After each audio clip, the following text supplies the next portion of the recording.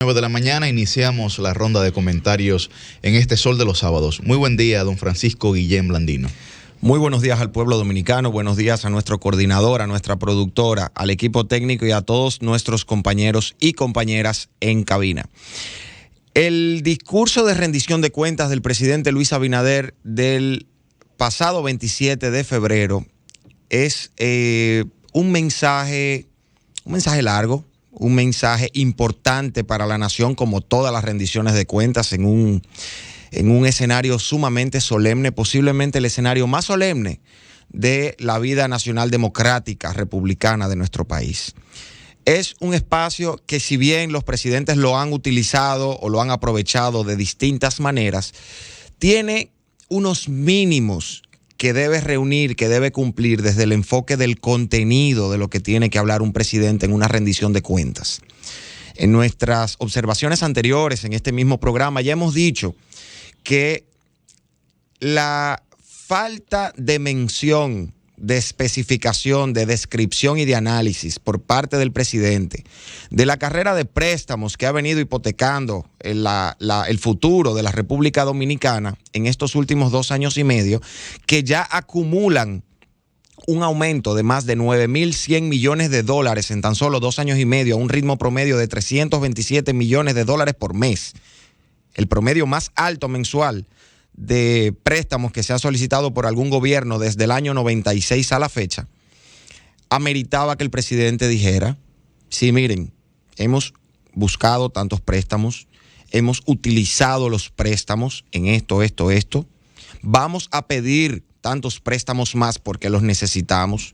Y posiblemente esa debió ser la estrategia para desarticular, o por lo menos para desinflar, la preocupación de la sociedad, de los sectores sociales, económicos y políticos en torno al nivel de endeudamiento que enfrenta el país. Hay ausentes importantes en el discurso. Por ejemplo, el deteriorado sistema de atención de emergencias 911. El presidente no lo mencionó.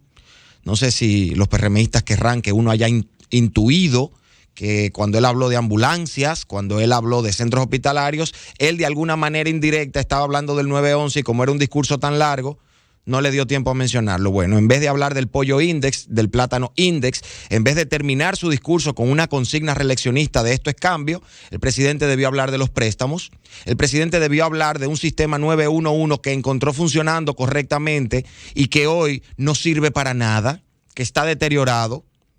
Quizás el presidente debió haber utilizado ese tiempo también para hacer un informe de su gestión presupuestaria, una rendición de su gestión presupuestaria, y decir por qué hay ministerios que no llegaron a ejecutar ni el 60 o el 70% de su presupuesto para el año 2022. ¿Por qué? Eso es una mala ejecución presupuestaria. Y algunos de esos ministerios y dependencias recibieron un aumento de presupuesto en el año 2023, casi hasta el duplo de lo del 2022. Entonces, si usted no ejecutó bien el presupuesto, usted no planificó bien o usted no cumplió las metas. Y usted tiene que decirme por qué a un ministerio que no cumplió metas o que no se planificó, usted le está aumentando su presupuesto para el año siguiente, un presupuesto de por sí deficitario. Esto debió haber estado en el discurso junto con una explicación por parte del presidente de por qué en materia de energía eléctrica su gobierno está frontalmente incumpliendo el pacto eléctrico, un pacto que ellos no quisieron firmar en los gobiernos anteriores, decidieron firmar en este gobierno que dirigen ellos y lo están incumpliendo. Los niveles de pérdida de las EDES están en históricos no antes vistos de un 35%. El presidente dijo que tuvimos un servicio eléctrico en el 2022 muy estable y muy seguro, y yo le agrego que muy caro, y usted tiene que hablar sobre eso. Si aumentaron la facturación y la capacidad de recaudo o de cobro a través de las EDES, diga por qué. Diga por qué aumentaron las nóminas, por qué aumentaron las pérdidas y por qué no están cumpliendo con el pacto eléctrico. ¿Por qué el gobierno se comprometió a incorporar 2.000 megavatios de producción o generación de energía al principio del gobierno, de hecho, hace 2 años y medio, y no se ha incorporado un solo megavatio? Incorporaron 200 de los 2.000, 200, y no han entrado al sistema. ¿Por qué? Es importante mencionar aquí la circunvalación de Baní, que en teoría entendíamos que el presidente podía anunciar que esa circunvalación estaba por terminar. El problema es que no está por terminar. Y se agotó el presupuesto, aparentemente, de la circunvalación y ni siquiera la mencionaron. No la mencionaron. Y por último, aunque hay otros temas, el gran ausente por primera vez en un discurso del presidente fue el tema de la corrupción, de la prevención y de la sanción a la corrupción. Y con tantos funcionarios que no han seguido la ruta del presidente en materia de prevención y erradicación de la corrupción, al presidente le tocaba decir qué ha pasado con tantos funcionarios de su gobierno que han sido denunciados por irregularidades, por violaciones a la ley de compras, por asignación o adjudicación de contratos a empresas que no cumplen los requisitos. ¿Por qué el presidente no habló de esto? ¿Por qué el presidente no habló de los tantos funcionarios que no han seguido su orden de actuar con responsabilidad y con transparencia? Ya para cerrar este comentario, quiero hacer una observación que me parece vital en una democracia.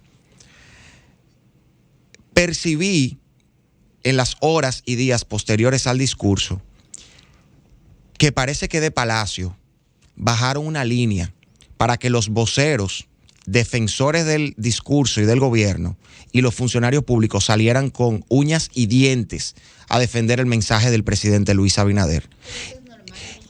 Perdón, Milicen. Es normal que lo defiendan, pero la actitud férrea y por momentos hasta que pone en entredicho el contenido versus la forma en la manera de defender el discurso, y lo vi en varios medios de comunicación, denotó una actitud de desesperación por parte del oficialismo. Porque incluso se convirtieron algunos espacios en ring de boxeo. Y eso pasó desde el mismo día de la rendición de cuentas. Señores, rendir cuentas no es una opción y no es una opción ni es una alternativa. El que decide gobernar, el que decide administrar fondos públicos y el que decide ocupar una posición electiva tiene la obligación de rendir cuentas. Si el PRM hoy es gobierno, es porque se dedicó a exigir la rendición de cuentas, se dedicó a exigir el cumplimiento de la ley, se dedicó a criticar y a denunciar la corrupción y las irregularidades. Y me parece sumamente irónico o hasta paradójico que hoy se ofendan, se molesten y se enerven cuando uno le pide que rindan cuentas. Porque hay como un criterio de superioridad moral con la que llegaron, que por suerte ya dejaron de decir, ustedes, los de antes, no tienen moral para hablar de eso. Aquí todo el mundo tiene moral para hablar de lo que le dé la gana, porque esto es una democracia. Y ustedes tienen que entenderlo, y ustedes tienen que rendir cuentas, y ustedes tienen que hacerse ya a la idea de que administrar fondos públicos implica eso. Ahora, si ustedes solamente saben hacer oposición, déjenme decirles que van a volver al lugar donde pertenecen. Cambio y fuera. El sol de los